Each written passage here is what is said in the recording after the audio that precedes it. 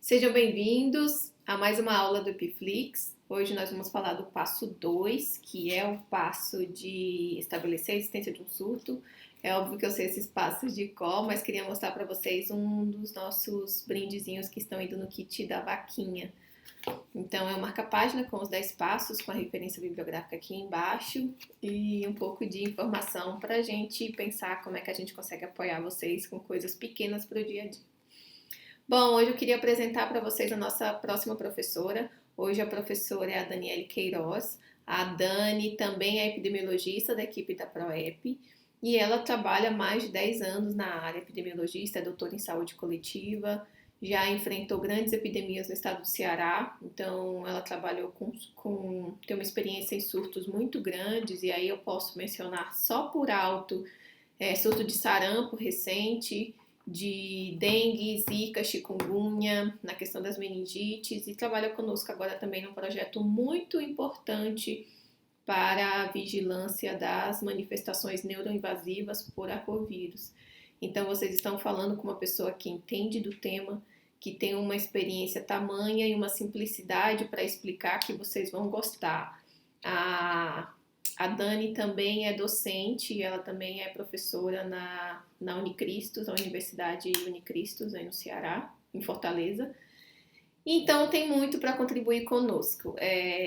Eu vou tentar sempre aparecer assim no início dos vídeos para vocês conhecerem um pouco da estratégia, do que a gente está fazendo, o que a gente espera, o que é o Epiflix. Então saiu essa semana uma primeira divulgação falando da nossa estratégia.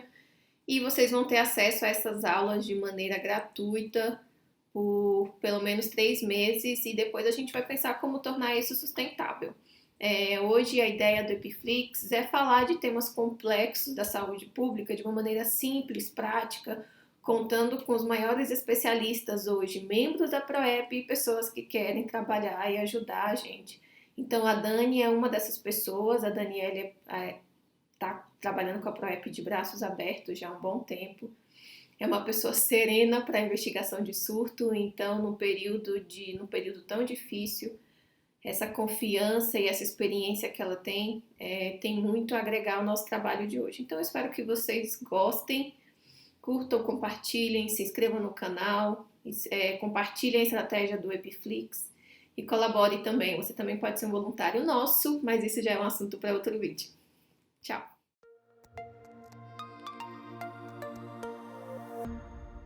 Olá, eu sou Daniele Queiroz, sou enfermeira, epidemiologista, doutora em saúde coletiva e atuo na PROEP, que é a Associação Brasileira de Profissionais de Epidemiologia de Campo.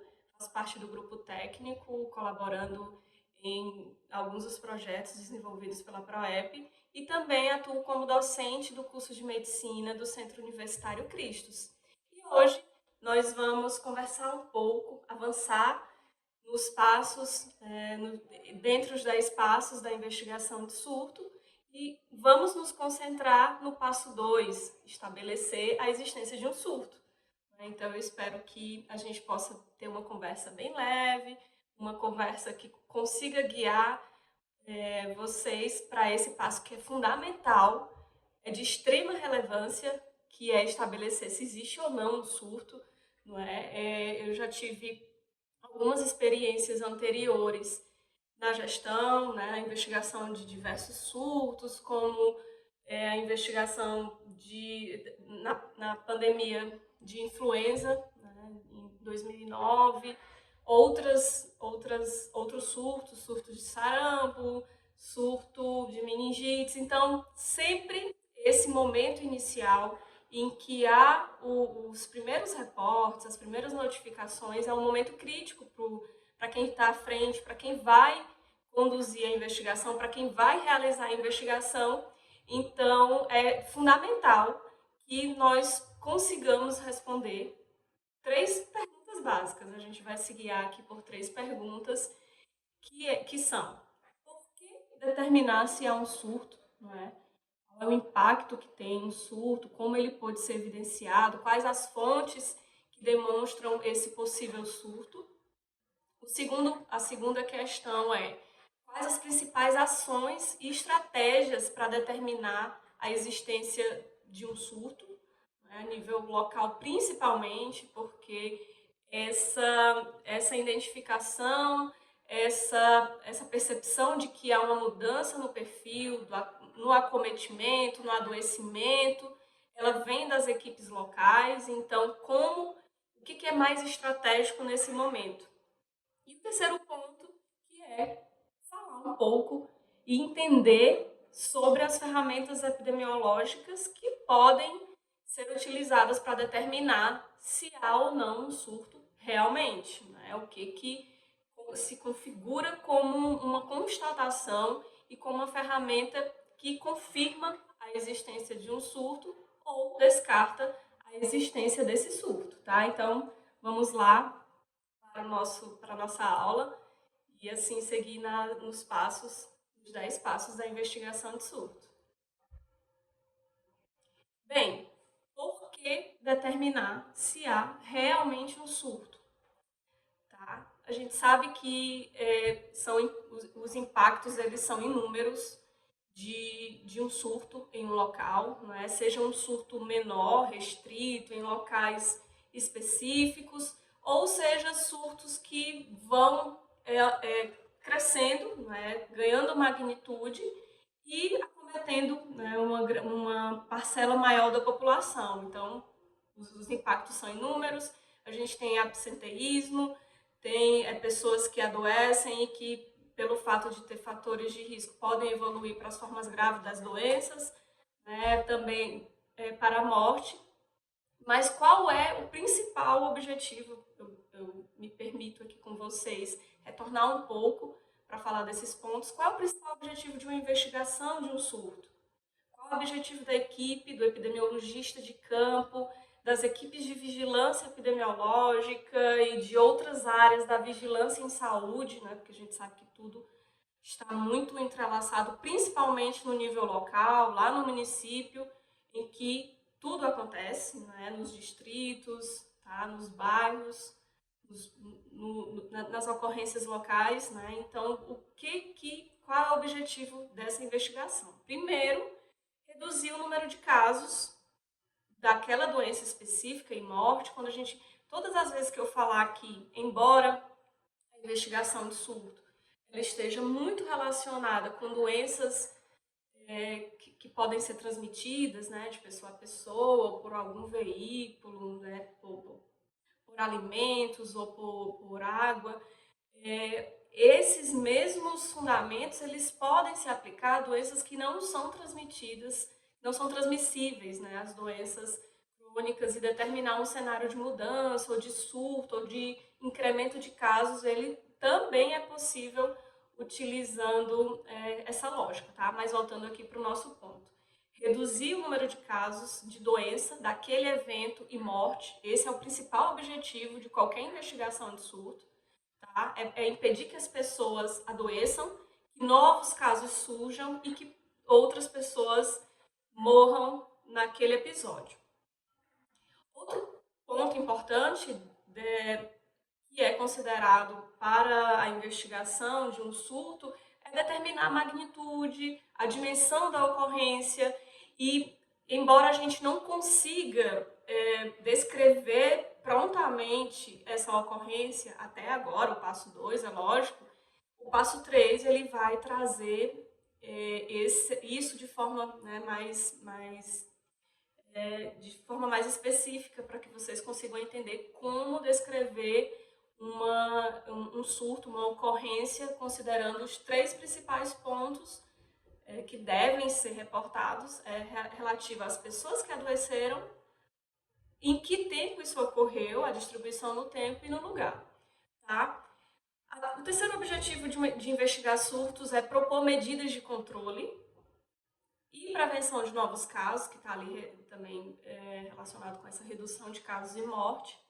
Gerar aprendizado e preparar para futuros surtos. Então, não existe uma forma melhor de preparar as equipes locais que não seja no enfrentamento, né? A experiência ela vai valer muito para a investigação de surto. É por isso que todas as formações de epidemiologistas de campo, elas são baseadas em experiências e em vivências, em serviço, em atividade de serviço, porque participar de uma investigação de surto, ela vai te dar muito conhecimento, vai te trazer uma bagagem super interessante, e isso acaba fortalecendo a vigilância em nível local, que é onde realmente essa vigilância ela tem que estar fortalecida para pronta detecção de mudança de perfil de acometimento, né, para pronta notificação, para pronta resposta, né? Então, a exemplo do que a gente está vivendo agora com o Covid, mas com outras epidemias e com outras pandemias,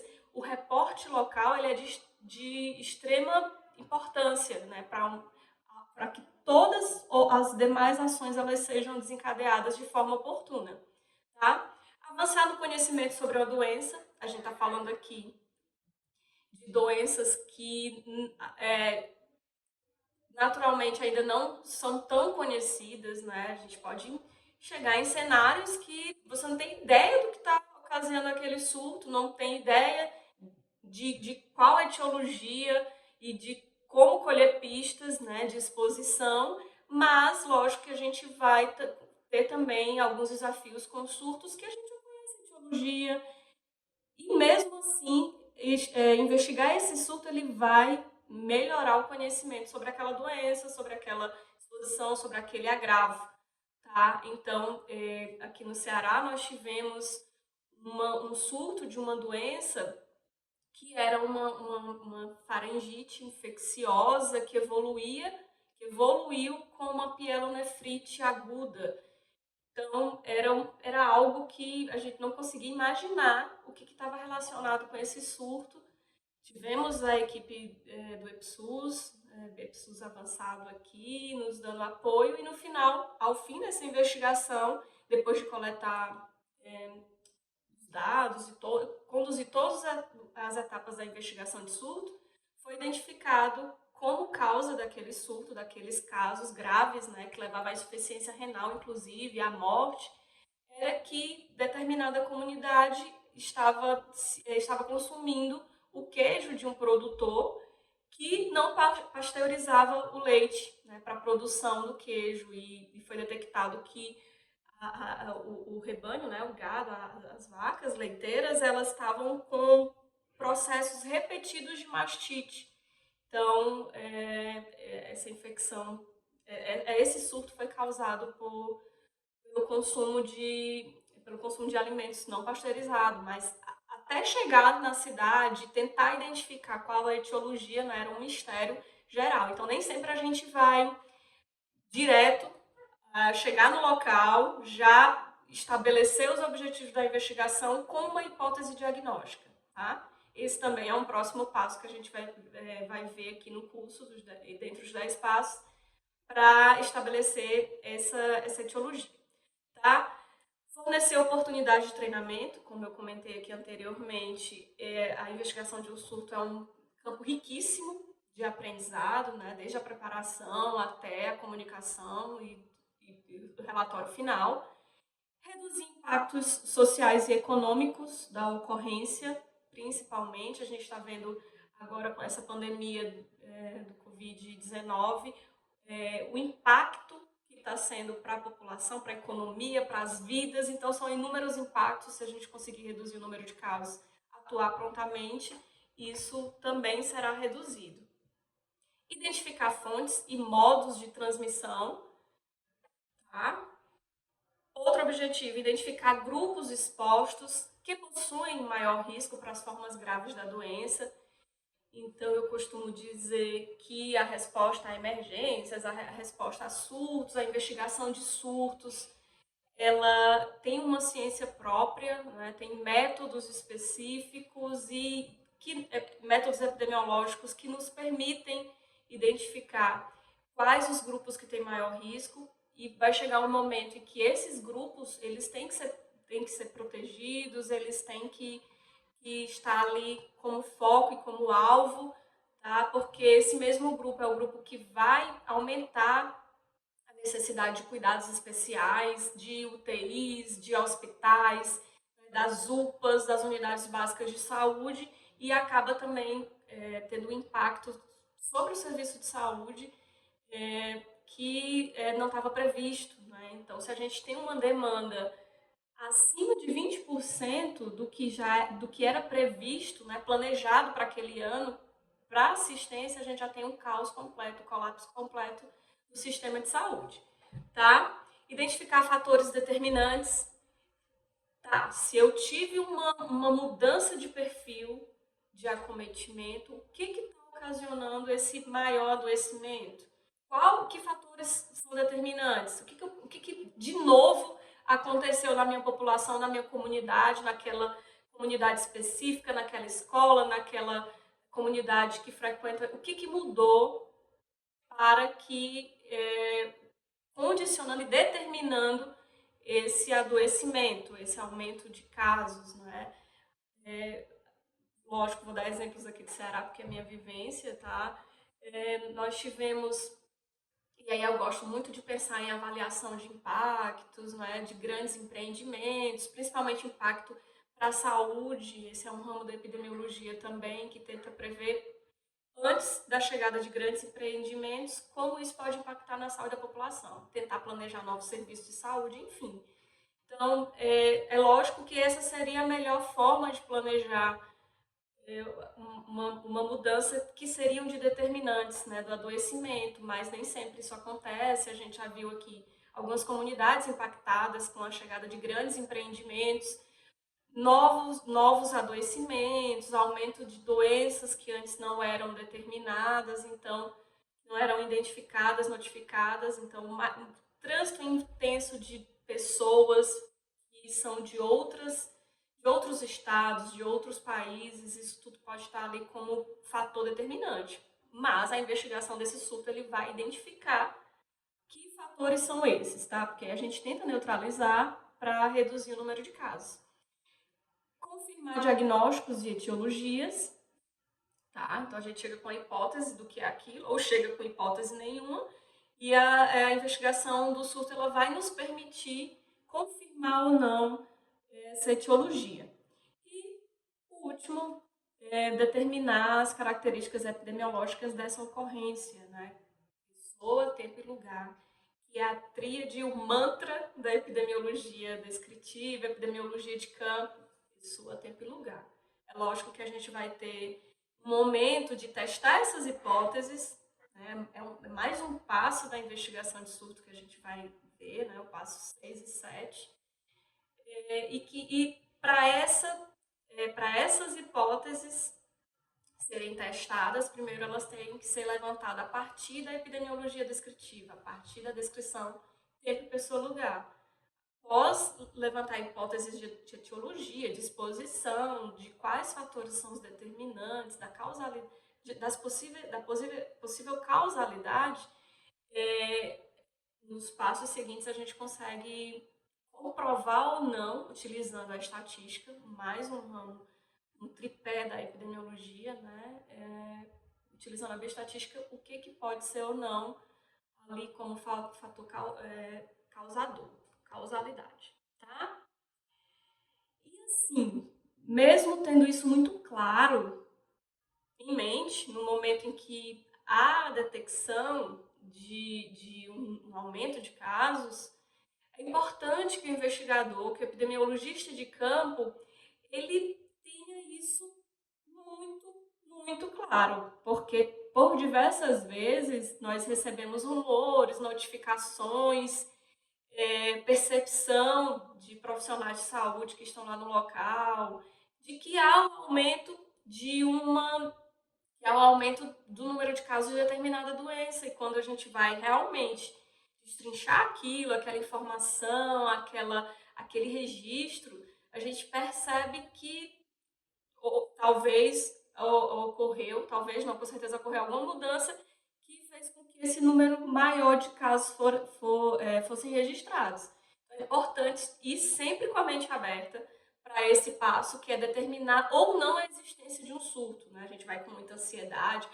Eu recebi a notificação do secretário de saúde do município X que ele já identificou 30 casos de uma doença. Tá, calma aí, vamos analisar, vamos buscar fontes que possam comprovar, né, além dos rumores, vamos comparar, isso vai ser primordial para o nosso passo estabelecer se existe ou não um surto, comparar com períodos anteriores para ocorrências que eu consigo comparar, e a gente vai ver já as ferramentas, mas e com mente aberta, e com a mente aberta para essa verificação, que pode ser ou não um aumento real de casos, tá?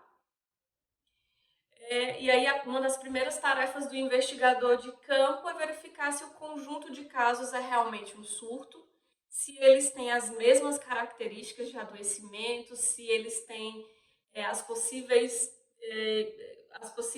exposições que podem estar causando esse adoecimento, ou se são casos esporádicos que não tiveram relação entre si, né? Então, para o surto, isso vai estar muito forte. É um conjunto de casos, né, que seguem uma mesma definição. Vocês vão ver também daqui a pouco como escrever, como definir um caso, daqui a pouco que eu digo nos próximos passos, né, isso não cabe ao passo 2. Mas a relação entre os casos, entre os adoecimentos, entre as pessoas, né, em algum momento esse vínculo ele tem que ser estabelecido, porque aí eles se mostram como fazendo parte do mesmo evento. Tá? Se forem casos esporádicos, que nunca tiveram relação, a gente não consegue estabelecer essa ocorrência como um surto único, tá? Como um surto como um mesmo evento. Tá? Então, para que a gente possa avançar um pouco nessas definições, nesse momento de estabelecer se é um surto ou não, a gente precisa entender algumas definições importantes, né? A primeira definição, ela é o que é um surto, né? Qual é a definição epidemiológica dos especialistas do que se trata um surto? Então, a gente tem que entender, sempre que eu falar aqui um surto, né, a gente está escutando os 10 passos para a investigação de um surto, o surto ele é caracterizado como uma ocorrência epidêmica em que todos os casos eles têm uma relação entre si, tá? Pode ser difícil estabelecer essa relação, mas com uma boa investigação e com um bom questionário e com um bom método de atividade de campo, você vai conseguir estabelecer essa relação e que atinja uma área geográfica específica, tá? Que seja pequena e delimitada. Então, a gente pode dar como exemplo surtos em vilas, em bairros, ou também em populações institucionalizadas, como colégios, quartéis, creches, hospitais, tá? Então, sempre que a gente vai falar de surto, é um aumento repentino do número de casos que tem relação entre si e que ocorreu em uma área, né, geográfica delimitada. Tá, Daniele? Tudo bem, isso é surto. Que outra definição é importante entender para que a gente avance nessa verificação da ocorrência ou não de um surto? A outra definição é epidemia. O que é uma epidemia? A epidemia, ela parece, quando ela surge ali na mídia, ela parece que tem um tom maior, não é? De gravidade. As pessoas que escutam, é uma epidemia. Ou então, sempre tem um questionamento de, a gente está vivendo epidemia ou é um surto? Já é epidemia ou não é? Até porque decretar e estabelecer que está se vivendo uma epidemia, ela é uma medida que exige outras medidas a serem tomadas pelos governantes, pelos gestores de saúde das áreas que ali que possam interessar. Por exemplo, quando foi declarada a emergência e que a gente está vivendo uma epidemia de casos, de Zika e de síndrome congênita por Zika, diversas medidas tiveram que ser tomadas para contenção e para apoiar também a população que estava sendo acometida, né, ajustar serviços, construir protocolos, auxílio para as famílias. Então, o termo epidemia, ele também é considerado aumento brusco, né, do número de casos de uma determinada doença ou agravo, esperado para aquele período, tá? Então ele excede o que era esperado para aquele período, só que a abrangência geográfica dele é mais ampla. E não necessariamente todas as pessoas vão ter um vínculo, porque é uma área geográfica maior, né? A gente pode aplicar para municípios, para bairros maiores, para estados. Então, o estado do Rio Grande do Sul está vivendo uma epidemia de dengue, que é pouco provável, mas tudo bem. O estado do Ceará está vivendo agora uma epidemia de chikungunya. Então, se aplica a áreas geográficas maiores, tá?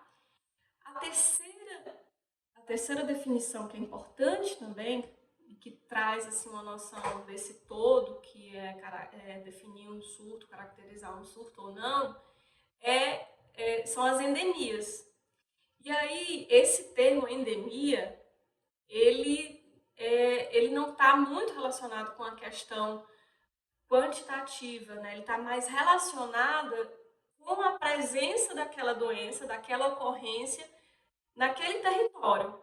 Então, normalmente a gente fala, a febre amarela é uma doença endêmica de parte do estado do Amazonas, mas não é uma doença endêmica no Nordeste, né, em estados como o Rio Grande do Norte, como o Ceará, tá? Então, quando a gente fala, não, tá vivendo, é uma endemia, né? Então, é uma doença que é própria do local, que ocorre já com grande frequência e que a gente também consegue prever e acompanhar essa ocorrência para os períodos seguintes, né? Ao analisar se tem uma mudança ou não do perfil de acometimento. E o último termo que está super em alta, está super na moda, mas que traz também grande preocupação é pandemia. A pandemia é a escala maior de gravidade de uma ocorrência, né, de uma doença, de um agravo. Ele é o pior dos cenários. Então, é quando uma doença ela acontece no mundo inteiro, nos diversos continentes, quando ela teve uma disseminação que causa adoecimento no mundo inteiro. Então, a gente pode ter isso de forma brusca e rápida, como foi o que aconteceu agora com o Covid, né? Ou então ela pode ser de forma gradativa, né? Hoje nós temos outras pandemias que são consideradas também, mas que não aconteceram de forma brusca. Por exemplo, a infecção pelo HIV é considerada como uma pandemia, tá? Então, sabendo desses detalhes, dessas definições, a gente continua avançando com esse objetivo de determinar se a gente está vivendo um surto ou não. Até porque um surto pode evoluir para uma epidemia e pode também se tornar uma doença endêmica, mas pode ser o surto de uma doença endêmica e pode ser uma epidemia de uma doença que tem um comportamento endêmico, tá? Normalmente a pandemia ela vai ocorrer quando tem o surgimento de um vírus novo e aí a população mundial ela não tem suscetibilidade, né? Quer dizer, ela tem suscetibilidade, é suscetível, toda a população é suscetível ao adoecimento e isso traz, né, uma grande probabilidade da disseminação, dependendo, lógico, das características do agente etiológico, uma capacidade de transmissão e de disseminação, tá? E aí, podemos ir para a segunda pergunta da nossa aula, que é: quais as principais ações e estratégias para determinar a existência de um surto?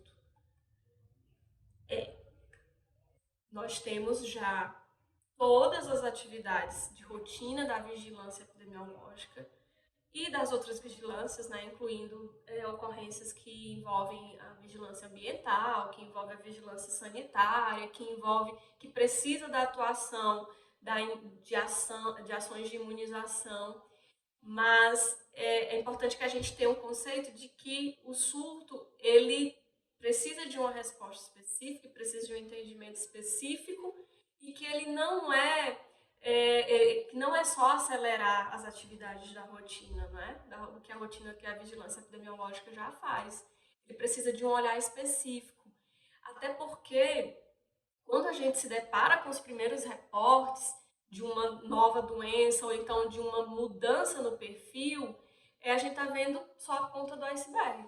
Tenha certeza que a gente está vendo uma porção mínima do que está acontecendo.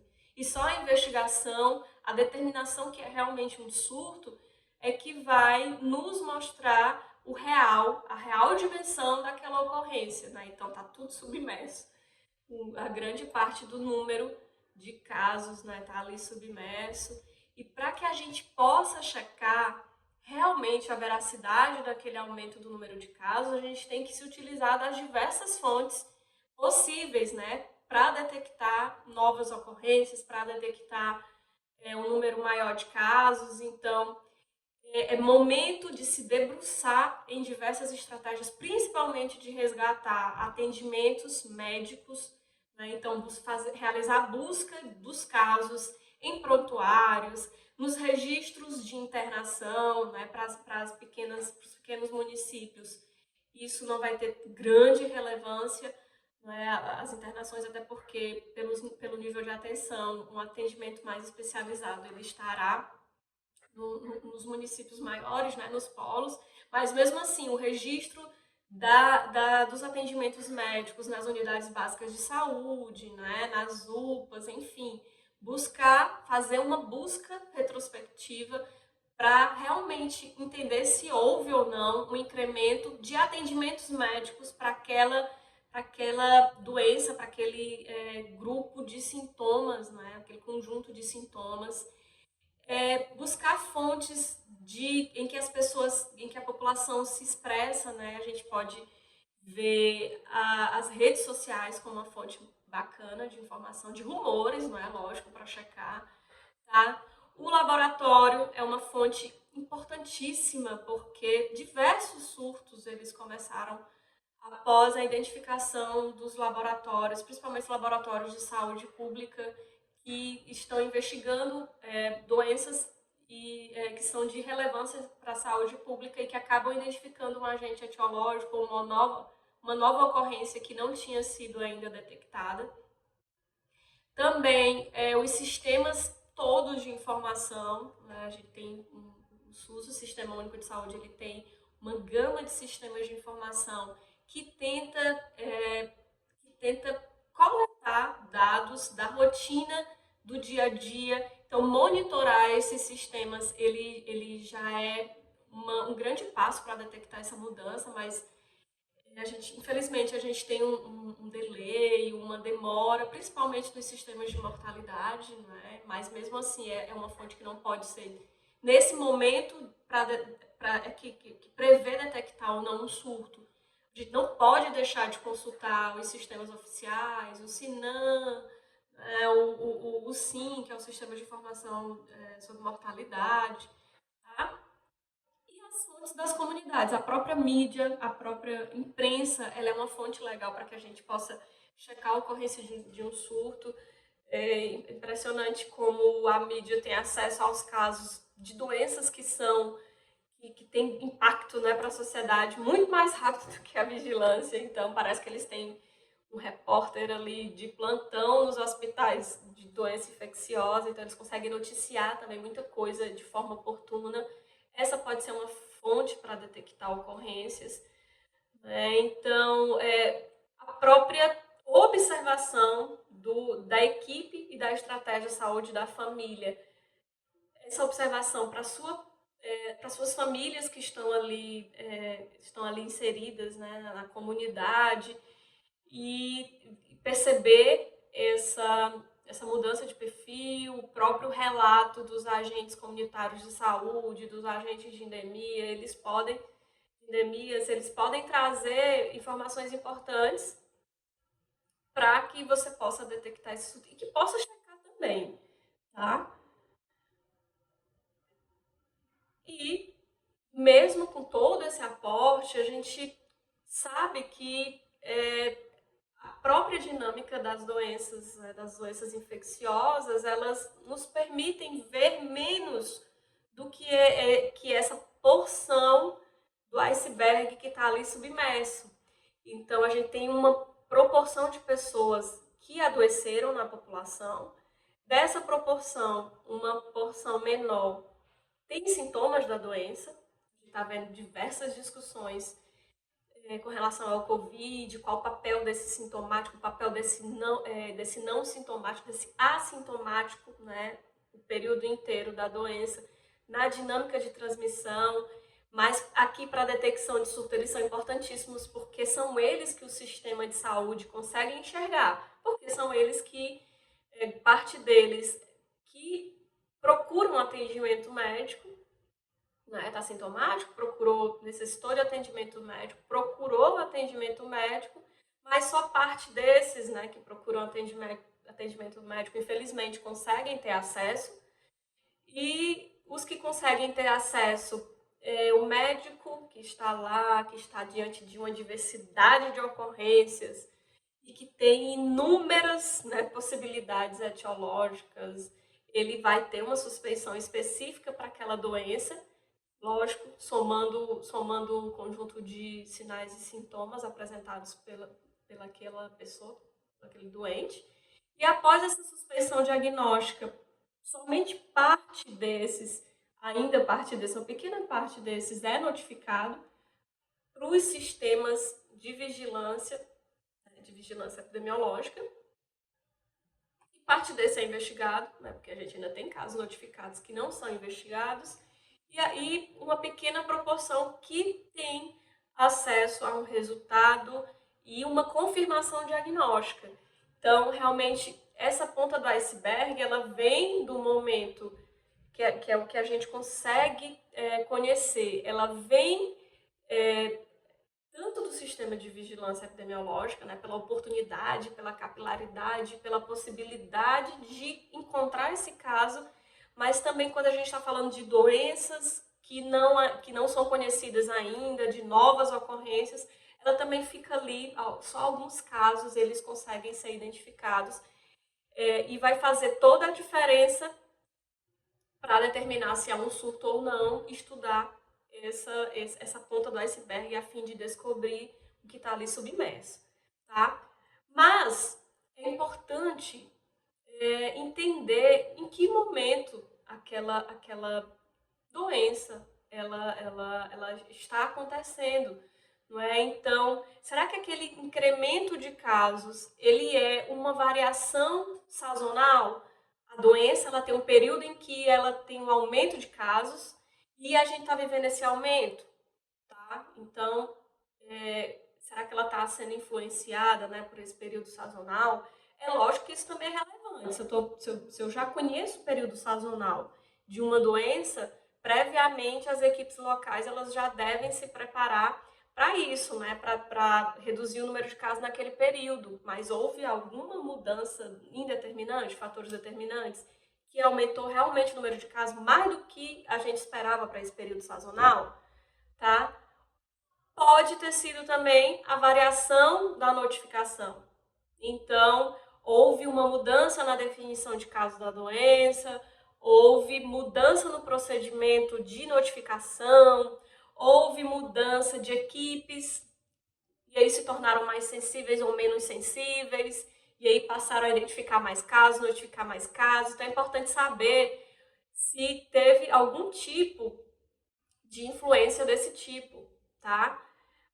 Pode também ter uma mudança repentina no tamanho da população, né? Como a chegada de grandes empreendimentos ou grandes áreas como resorts ou então cidades universitárias, tá? Áreas agrícolas em que tem a migração de pessoas para o período de colheita, de corte, enfim. Então tem que entender também se houve uma grande movimentação de população e que isso pode também representar um aumento de casos de determinada doença, tá?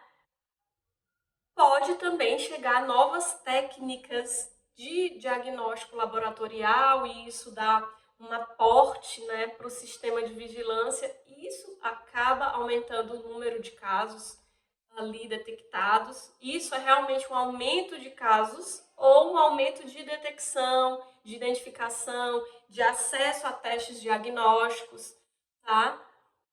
Ou então, ainda seguindo aqui a lógica do diagnóstico, se é um erro de diagnóstico, né? Se tem algum erro no processamento das amostras, se tem algum erro de coleta, enfim, se tem algum erro diagnóstico que está causando essa falsa epidemia. Então, tudo isso é importante observar para determinar se há ou não um surto naquele momento, né, naquele período, tá? Então, são fatores que devem ser observados. Número de casos esperados vezes o número de casos observados para doenças que já são conhecidas. É importante a gente destacar que tem doenças que não são esperadas e que para essas doenças ter um caso já significa um surto. Por exemplo, são as doenças que estão em eliminação ou que já foram erradicadas aqui no Brasil. E aí temos o sarampo, a poliomielite, né? Então ter um caso de polio já é um surto, porque a gente não esperava ter nenhum caso, tá? Então exige toda a investigação de surto, com todos os passos necessários para que a gente possa descrever bem, fechar bem essa ocorrência. Tá? Principalmente porque a gente não tem relato de circulação e nem de outros casos de pólio no Brasil. Da mesma forma para o sarampo, lógico, quando a gente fala de alguns territórios, a gente viveu uma reemergência do sarampo, mas sem tirar essa excepcionalidade de que ao chegar em um novo território, que não reportava mais casos de sarampo ou identificava casos de sarampo, um caso ele significa um surto. É importante comparar números absolutos de casos, do que era esperado e do que é observado, mas também tem a mesma relevância comparar os números, as taxas, né? Taxa de mortalidade, taxa de incidência, prevalência, né? Prevalência não se aplica muito porque já é passado, mas taxas de incidência mesmo. Porque eu consigo comparar e relativizar para aquela população específica se houve ou não aumento dessa incidência. Tá? E aí a gente segue para o último passo, para a última pergunta da nossa aula, que é: quais são as ferramentas epidemiológicas que poderão ser utilizadas para determinar se realmente trata-se de um surto ou não? Então a gente já trouxe alguns elementos aqui que devem ser considerados, mas o que vai te dar certeza lá, né, lá no local em que você trabalha, no momento em que você estiver fazendo uma investigação de um surto, né, uma investigação de uma ocorrência, para classificá-lo ou não como um surto, são duas ferramentas, tá? A primeira é a nossa tão conhecida curva epidêmica, que é uma ferramenta fantástica, né, que nós podemos ter uma aula só sobre curva epidêmica, porque a curva, a conformação da curva epidêmica, ela te dá diversas dicas, ela te dá diversas respostas sobre a ocorrência, sobre o modo de transmissão, sobre como a doença vem se disseminando, com que velocidade. Então, a curva epidêmica é uma ferramenta importantíssima quando a gente está falando de surto. Né? E para ocorrências tanto para ocorrências que já são endêmicas, né, que já são conhecidas, como também para novas ocorrências, porque para novas ocorrências eu não tenho poder de comparação, eu não consigo comparar a ocorrência desse ano de 2020 relacionada a casos de Covid com o ano de 2019, porque eu não tive Covid em 2019, então eu não consigo construir um diagrama de controle, que é a segunda ferramenta fundamental para que a gente possa determinar ou não a existência de um surto. Né? A gente vai conversar um pouco aqui brevemente sobre cada um deles. E sendo a segunda ferramenta, já apresentei o diagrama de controle, que é uma ferramenta também excelente, que é uma ferramenta de rotina, que deveria ser uma ferramenta de rotina da vigilância epidemiológica, e que ela nos mostra claramente se existe ou não um surto, né, uma mudança de padrão de acometimento. Então vamos lá, vamos passar aqui para que a gente possa conhecer brevemente essas duas ferramentas, tá? que eu acredito que não seja de todo desconhecido de vocês, mas que são fundamentais para essa determinação se há ou não um surto, tá? Então, a curva epidêmica, ela permite que o epidemiologista identifique o tipo de exposição, né, a fonte, as vias de disseminação, se é uma doença de disseminação respiratória, fecal-oral, né, troca de sangue, fluidos corporais, se são doenças transmitidas por vetores, por insetos, por animal, porque a conformação da curva, ela dá pistas da velocidade de transmissão, tá? Então, entender bem uma curva, ela traz esses pontos, né, de forma bem clara. Ele também nos permite determinar o período em que as pessoas foram expostas, tá? E aí, né, trazer ali um possível período de incubação, que também nos dá a pista de que agente etiológico né, que a gente está tratando. Tem doenças que evoluem em horas, né? Surtos de gastroenterite após uma exposição, né, a alimentos contaminados, ele tem uma evolução em horas, né? A partir do consumo daquele alimento que estava contaminado, a gente pode ter uma curva em horas, né, que é uma curva normalmente que atinge um pico, porque todas as pessoas que podem adoecer, lógico, são as que consumiram aquele determinado alimento, tá? E também outras doenças que formam curvas de meses, né, de períodos sazonais, que a gente vai ver aqui os exemplos brevemente. E, por último, a ocorrência de casos secundários e transmissão pessoa a pessoa, porque a gente consegue ver, estimando esse período de incubação, a gente consegue ver na curva quais são casos secundários, quais as possíveis fontes de infecção, tá? Então, em surtos menores, a gente consegue fazer essa relação usando a curva epidêmica, tá? E aí, a partir dessa curva, segundo tipo de curva, eu consigo ver se o surto ele tem uma fonte comum, né? Uma fonte ali comum, e aí ele consegue fazer aquela epidemia explosiva, como foi o caso que eu dei da gastroenterite, né? Um jantar em que tem algum alimento que estava contaminado, e aí, né, depois que as pessoas se alimentaram, os casos começaram a surgir. Pode ser um surto de fonte comum, e essa fonte comum pode ser contínua, uma exposição consecutiva, né? E a gente,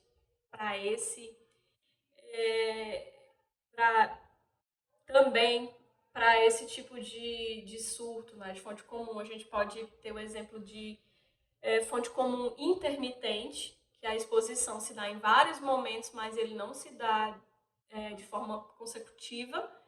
Surto de fonte propagada, e aí a epidemia progressiva, que reflete a transmissão pessoa a pessoa, ou então a transmissão que tem ali o vetor envolvido no meio, transmissão vetorial. Aí o exemplo são as doenças de transmissão respiratória, né, as gripes, o próprio Covid, e também doenças transmitidas por vetores, dengue, chikungunya, zika, etc. Tá? Para a gente ter aqui uma ideia, quando a gente fala de uma fonte comum, nós temos um único ponto que é a fonte de disseminação e contaminação para todas as pessoas que adoecerem, mas também a gente pode ter uma fonte propagada, uma epidemia por fonte propagada, em que uma pessoa contamina um número X de pessoas, né, aqui é um 3, e que cada pessoa vai se transformando também, cada pessoa doente vai se transformando como uma fonte, né? Então, essa epidemia vai sendo de forma propagada, e a gente consegue ver direitinho isso na curva epidêmica, tá? Para as epidemias de fonte comum, tá, a gente tem uma rápida progressão dos casos, ele atinge um pico e depois tem um rápido declínio e sugere que é uma transmissão de um veículo comum, né? Como a gente já falou aqui em alguns detalhes, tá? O diagnóstico clínico da doença sugere o período de incubação e o provável período de exposição. Aí a gente pode, clássico, surto de doenças de transmissão alimentar, né? Enfim, é bem clássico da fonte comum.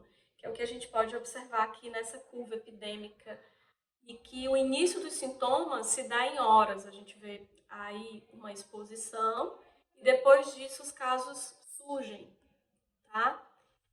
Já a fonte comum intermitente, nós temos a exposição, surgem uma curva de casos e numa nova exposição, uma nova curva de casos. O que é importante também saber da curva epidêmica é que ele sempre vai ter esse formato. Ele vai ser a distribuição de casos pelo início dos sintomas, seja o início dos sintomas dias, horas, dias, semanas, né, ou meses. Então ele vai estar disposto no eixo X os dias, né, da ocorrência, o período da ocorrência, e no eixo Y o número de casos, tá? Já a fonte propagada, como a gente viu, a transmissão pessoa a pessoa, a transmissão, a progressão da curva ela é mais lenta, você pode ver que é uma curva mais arrastada, uma curva mais larga e que pode atingir o pico algumas vezes, tá? Durante essa ocorrência. Aqui nós temos como exemplo a distribuição de casos notificados de dengue, chikungunya e zika por semana epidemiológica no Ceará em 2016 e 2017. Então o que a gente pode ver são dois picos, não é? De ocorrência e que houve um incremento de 420% no número de casos notificados de chikungunya. Então, para o ano de 2017, né? Então, essa comparação e essa verificação nos remete que nós estamos vivendo um surto, né? Ao analisar uma curva epidêmica e já podendo ser caracterizado, se a gente fizer também essa distribuição por área geográfica, já ser caracterizado ou não como uma epidemia.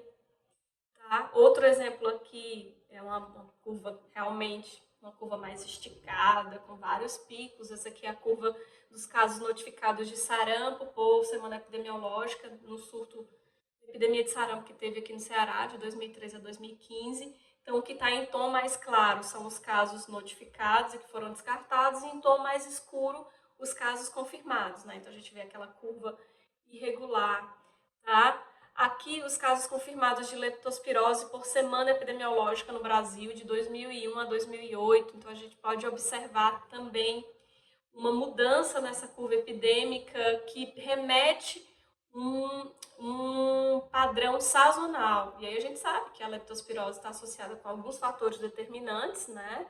E aí o período chuvoso aumenta o número de ocorrências, então acaba ficando atrelado a esse período, né, sazonal, que é o período em que nós temos as chuvas. Outro exemplo importante aqui de curva epidêmica com relação ao comportamento do sarampo, que é uma variação cíclica, e essa variação cíclica ela perpassa, né, ali por um período também, né, mas que pode ser uma ocorrência por mais de um ano, não exatamente naquele período sazonal, aquele período específico, tá? Então, só para que a gente possa demonstrar como a curva epidêmica pode marcar a sazonalidade da doença, pode demonstrar, tá? E o último componente, o diagrama de controle, que é uma ferramenta excelente, e que ele é um gráfico simples, ele é um gráfico composto por 3 linhas que são formadas pela média dos anos anteriores, né, da ocorrência dos anos anteriores. Então, para que eu possa fazer um diagrama de controle, eu tenho que ter o número de casos de uma determinada ocorrência dos últimos 10 anos. O ideal é que seja um período de 10 anos e que desse período de 10 anos você precisa retirar todos os anos que tiveram surto ou que tiveram epidemia, porque isso acaba elevando a média daquela ocorrência, tá? Então, são 3 linhas. A primeira é o limite superior do canal endêmico. A segunda é o limite inferior desse canal endêmico, porque essas médias, elas vão sendo construídas. E, normalmente, a gente utiliza a semana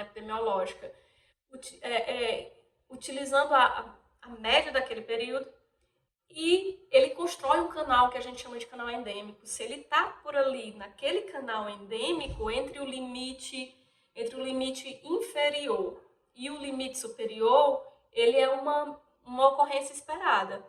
Tá? Então, se o ano que nós estamos, o momento que a gente está estudando, ele ultrapassa a linha do limite superior, claramente a gente pode dizer que está vivendo um surto. Ah, Daniele, tudo bem. Eu não consigo fazer uma série histórica de doenças que nunca aconteceram. Realmente não consegue.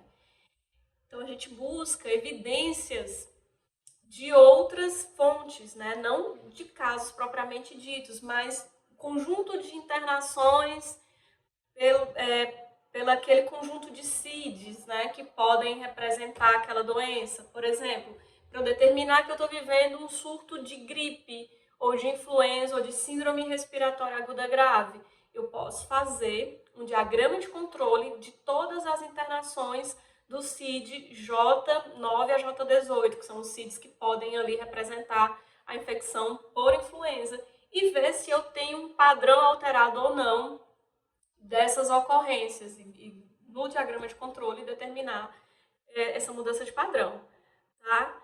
Então, aqui a gente tem um exemplo do diagrama de controle dos casos notificados de dengue. E aí eu trouxe esse exemplo porque é bacana ver que ele vai se movimentando. Lógico, o diagrama de controle ele vai ter também um pouco de efeito do atraso da notificação, do atraso do reporte. Se for uma fonte direta dos atendimentos médicos, ele vai ser, né, vai ter uma velocidade maior para representar a realidade. Por isso que é importante, quando a gente está investigando os surtos, buscar fontes alternativas que não só os sistemas de informação. Então, aqui a gente vê, na semana 20 de 2017, que nós tínhamos, né, a construção do diagrama de controle com a linha média e o limite superior, a linha vermelha, que é o limite superior, e tudo que ultrapassar esse limite superior em 2017, ele representa um momento de surto de epidemia. Tá? Então, essa foi a realidade na semana 20. Na semana 30, a gente pode observar que a curva, né, explodiu, aumentou bastante e que já na semana 13, lá na semana 9, desculpa, a gente já tinha dicas de que isso seria, né, a partir da semana 5, que isso seria uma epidemia. E ali instituir medidas de controle seriam muito oportunas. Tá? É importante dizer que essa linha, a média, ela é calculada pela média dos últimos 10 anos e é aplicado um desvio padrão para cima e um desvio padrão para baixo dessa média. Tá? Então, as outras duas curvas elas são construídas com esse desvio padrão. Tá?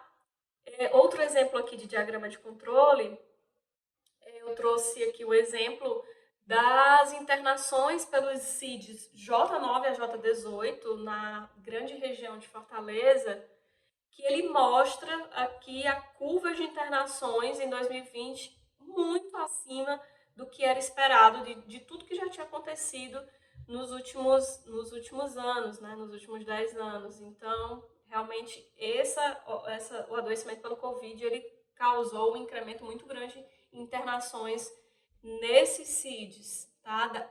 Já para outra região aqui do Ceará, a gente pode observar que esse diagrama de controle ele não mostra uma alteração no padrão, inclusive ele está abaixo do que era esperado para o período. Né? Então, é importante essa demonstração, porque quanto mais local a análise, né? Quanto mais fortalecido o nível local para realizar essas análises, de forma mais robusta esse passo, que é o passo 2, determinar ou não a existência de um surto, ele vai ser executado.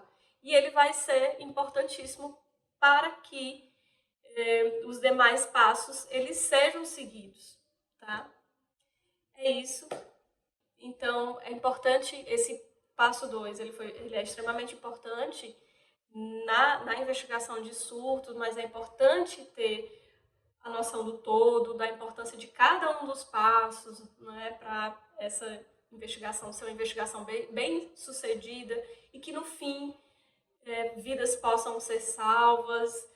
A ProEP vem desenvolvendo um papel fundamental nessa formação de profissionais, né, na atualização de profissionais da vigilância e também da epidemiologia de campo. Então, você vai poder consultar outros materiais, né, no próprio site da ProEP, né, nas plataformas, nas redes sociais.